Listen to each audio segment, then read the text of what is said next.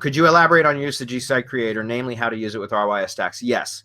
The way I use it is to build like basically link networks. We don't call them PBNs because they're public sites, right? We're not trying to hide much. We just create a bunch of sites using Google Site Generator to use as a link network to power up. So for especially with RYS stacks, I've mentioned this before, and we had a thread in our Facebook group going about which pissed Marco off and me off too, really last week about something similar. But if you're using our RYS methods, then and you've built a gsite to correspond with your stack, right? An associated Google site to go with your stack, then use that as your target URL for your gsite creator sites. Like in other words, build a link network that is built or that is linking to your Google site that's associated with your Drive stack. It's a great way to power up your Google site. That's typically how I'm using it. Now, some people have gotten pretty good results or been able to achieve results with ranking the Google sites themselves that are created with the gsite's creator. I haven't seen that, and I haven't even really attempted to make that happen because I specifically started using it from day one as a link network to build link networks using Google sites, because you're just, you're using all Google properties and it works well. So that's how I've used it. And I've tested both creating the 8-page sites, so like a single site with 8 pages, as well as creating multiple sites. And either way, it works really well for powering up the Drive site, or the Google site as part of the Drive stack.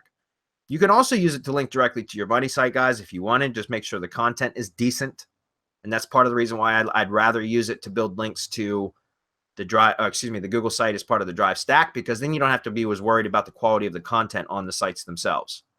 Does that make sense? So that's how I use it, guys. Again, this is a question that comes up almost every week, and I answer it the same way every week intentionally, guys, because I don't want to confuse it. And some people come and ask questions. Not you, Jason. You're fine. Thank you for the question. I appreciate that. But sometimes people come and say, I haven't been able to rank a single gsite created with the gsite creator. Like, this thing's crap. Well, that's not how we promoted it. We've always promoted it as a link network builder. It's something that can be set up very easily and quickly, and it works really, really well for powering up the the Google site as part of the Drive stack. Okay. And the way that it works even better is when you have an especially difficult keyword that you're trying to rank for, whether it's in the city that you're targeting or in the adjacent city, is to build a page. Yep. For that city and keyword, and then build the gsite where you're going to link build from the gsite creator to that page on the main gsite.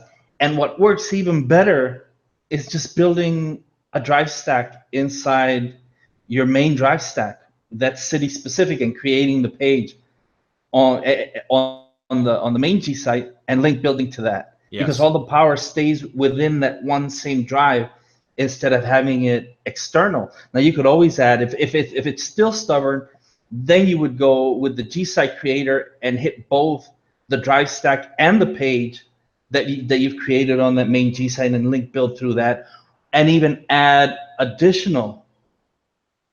You use LSI or whatever to target that page so that you get it moving.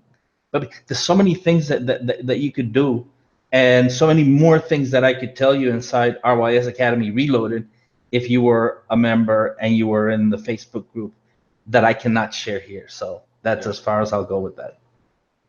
Yeah, and as Marco just mentioned, yeah, like if you've got a particular keyword, guys, one of the best things that you can do is that you're trying to push using the gsite creator to build link networks is go take that term and that keyword that you're trying to rank for, and go to trends and plug it in there. And like if it's got a local modifier, lose the local modifier, plug the main keyword in, then pull the seed keywords, the related, the top related and the rising related keywords from trends that are associated with that seed term, right? Again, lose the local modifier and just go after the main keyword without the modifier. Okay. And then go to trends, pull the seed keywords that are related, then go drill down on them using Power Suggest Pro or something similar, and then create your G sites using the long tail keywords that you've pulled back from like PowerSuggest Pro. That is a fantastic way to do it, because essentially, guys, you're using gsite in a way to build like an external silo. Does that make sense? So you stack all the long tail related keywords into basically a silo structure of external gsite, which will power up that one main keyword. It's incredibly powerful. Okay. So that's how we've been using it, and it works really well.